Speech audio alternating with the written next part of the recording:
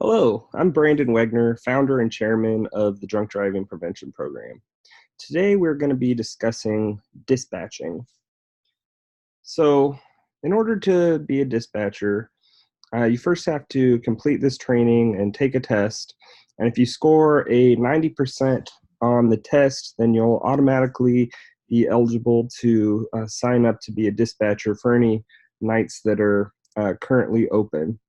So once you pass the test and you click on dispatcher, you just go to choose nights to dispatch and you choose one of the available nights for your chapter. And you can do the same thing to remove nights if you find out you're going to be busy and not able to dispatch that night. But if you do that, make sure to notify your chapter president or operations officer so that they know that they don't have somebody for that night in case they don't have somebody signed up. Then once it's actually your night to be a dispatcher, the chapter phone number will get forwarded to you, and then if you receive a phone call for that night, then you just log in at just the DDPP main page, click login, sign in as usual, and then click on dispatcher. So then you'll click on dispatcher and I'll take you to this page, and then you can search for the participant using one of these three options. And then once you find the participant, then you'll just check their name and you'll verify when you find them, just in case somebody has the same name, like John Smith. But you'll do this for anybody. You'll verify that their email or phone number is the same, or if you pulled them up by phone number, you'll make sure their first and last name or email is the same.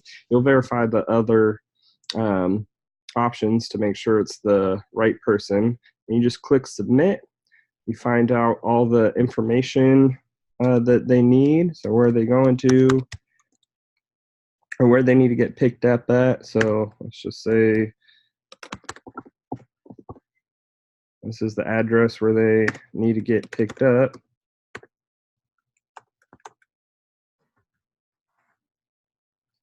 And then you'll find out their passengers. So we'll just say, and if the participant entered their home address would be entered here. And if they are going to their home address, then you would just click that option and you could skip this one right here. But let's say their home address had changed. Oh, and you also verify that it's still the same address. But let's just say their home address changed, or they're going to be staying at a friend's house, or whatever the circumstance is. Then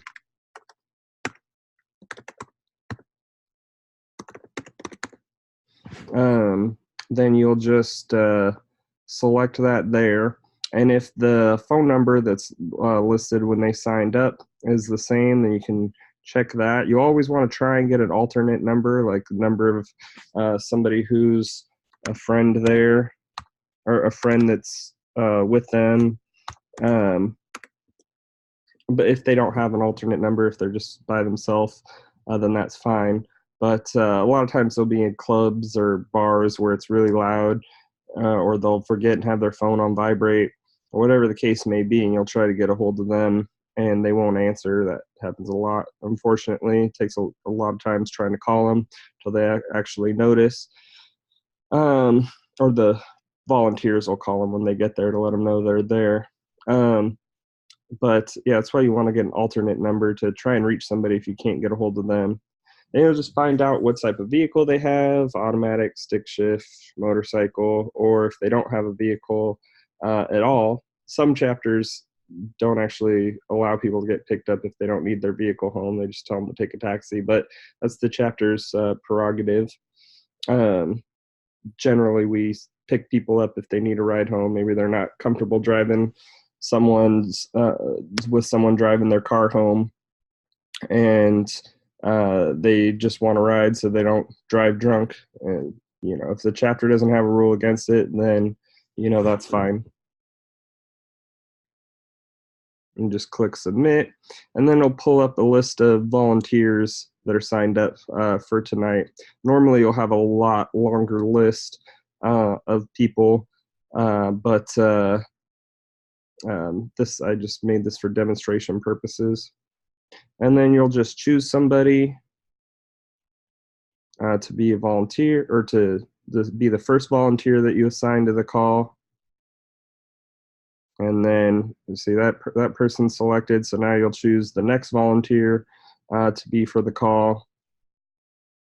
And then boom, they're both assigned. And actually, it sends a automatic text message to both volunteers. You can't really see it on my phone, but yeah, never mind. You're not going to be able to see it. Actually, hold on.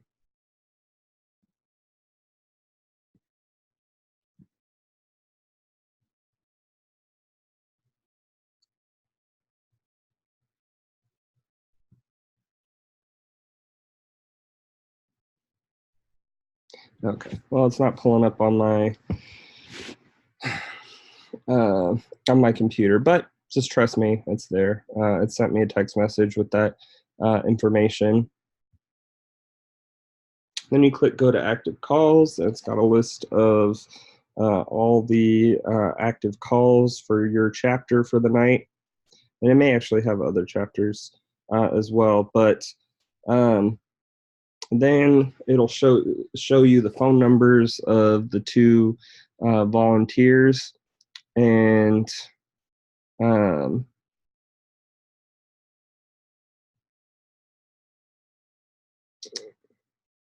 you can just hold on one sec. Okay, so you can see all the call information. Also, if you accidentally enter the information twice and you enter a call for a participant that and it uses their same email address, it's gonna, when you do an update to it, it's gonna update both of the calls that you logged. So try not to enter something twice. Try and enter everything on the first time and not log out and re-enter or anything like that. But anyway, so it'll have all the information for the volunteers that were assigned, where they're going, and then you'll call the two volunteers. Now we're actually working on a system that will automatically call the volunteers, so that may be in place by the time you're volunteering. But as of right now, you need to call the volunteers in order to let them know that they have the call, and tell them to meet up and everything. Once they finally get to or if you try calling them and they don't answer, then you just log that they didn't answer. You'll choose submit, and then you'll select the email address of the volunteer that didn't answer. And I'll probably update this so that it actually says their name and phone number and everything here too.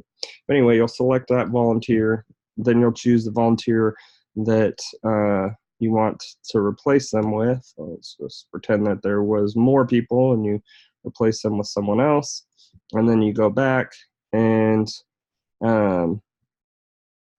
you can see that that's been updated, even though it's the same information, because I just made this up for testing purposes. And let's say that you accidentally assigned the same volunteer twice to a call. So you're just going to log it as a dispatcher error and do the same thing, and assign somebody different to the call. Now, don't worry, you're not going to get in trouble if you made an error and catched it and fixed it, so don't feel like you need to not select that option. And definitely don't choose that they didn't answer because you want to choose dispatch, because you don't want to select dispatcher error if they actually did answer, because if they don't answer, then if you select that they didn't answer, then it logs they didn't answer for the night. They don't get volunteer hours for the night. And if they don't answer on multiple evenings, they can be suspended from volunteering. And if it happens again, they can be banned from volunteering. So definitely don't just say that they didn't answer if it was really just an error on your part. Just select dispatcher error, and it's going to be totally fine. And conversely, if they didn't answer and you're just trying to be nice, don't choose dispatcher error, because we need we need volunteers to actually answer the phone and are there for people. And if not, we need to free up spots for people who will be there, because a lot of our chapters we limit it to 20 volunteers a night, and a lot of chapters are full up on those 20 volunteers and don't have room for additional volunteers. So we need to make space for people who are not just there to get hours, and actually people who are there want to help and get people home safely. So anyway, next, so when you call the volunteers, tell them to either call you or text you once they get to the participant's location, in order to let you know the time that they pick them up, so that you can log it. And if you're logged on here and you just got the text, or it was within like a minute or two that you got the text, you can just click on, or just check pickup time is now, and hit submit, and it'll log it in Zulu time. Don't worry about it being in Zulu.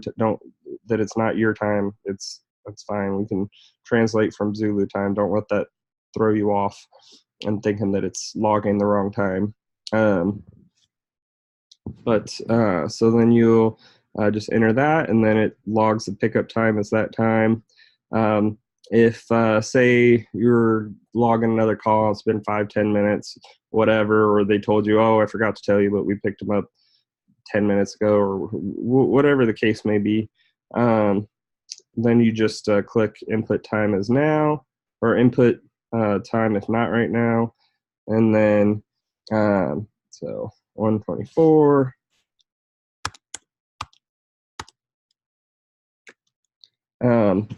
And you can either do military time or put AM, PM, however you type it, it doesn't matter. As long as we understand what the time is, and then it'll log the time. Don't do both, because as you see, it logs both. If you put both, just pick one or the other. You don't need to do both. But then same thing, once they call you and say, okay, the participants dropped off safely, if say it was right then boom, click that, and it's got the time that they were dropped off, and that's all you need to do. And same thing, if time wasn't right then, you can enter the time that it was.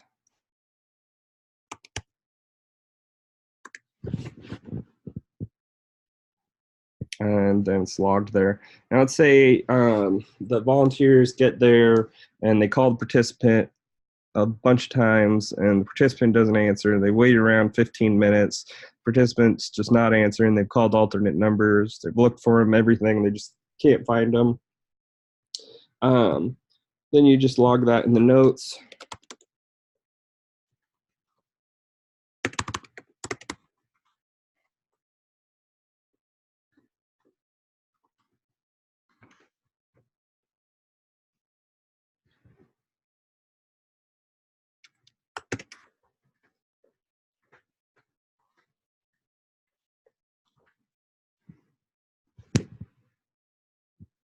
And it puts it there. Let's say you need to add another note. Well, the notes just build upon themselves.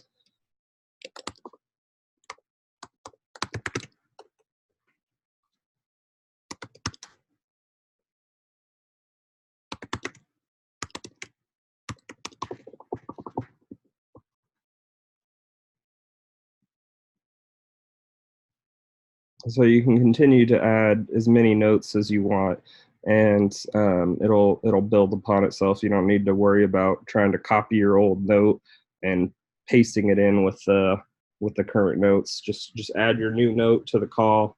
If and log absolutely anything that you think is important. Like a lot of times, volunteers will get there and the participant, well, not a lot of times, but occasionally, volunteers will get there, the participants just being loud, belligerent, and they don't feel comfortable driving them home for some reason. Then log that, and in that case, let us know too. Let your uh, chapter president or ops or some sort of chapter officer, make sure to notify them of that. If the participant throws up in the car or something, make sure to log that. And in that case, the participant should hopefully pay to have the car cleaned. But anyway, just make sure to log that. Anything of importance, make sure to log it in the call notes. So there's also documentation on dispatching, and there's also a lot of information about dispatching in the Constitution and bylaws. So make sure to read over all that information. And if you ever have any questions while you're dispatching, feel free to call your chapter, any of your chapter officers. And they should contact you for training, so you should be able to get your chapter officers' phone numbers. And thank you for volunteering. You know, this program wouldn't be possible without amazing volunteers like yourself that are willing to spend their time to help people get home safe and keep our military community a better place where, you know, people take care of each other, try and help people's careers, and just help out your battle buddies. Thank you so much for what you do, and I hope you have a great day.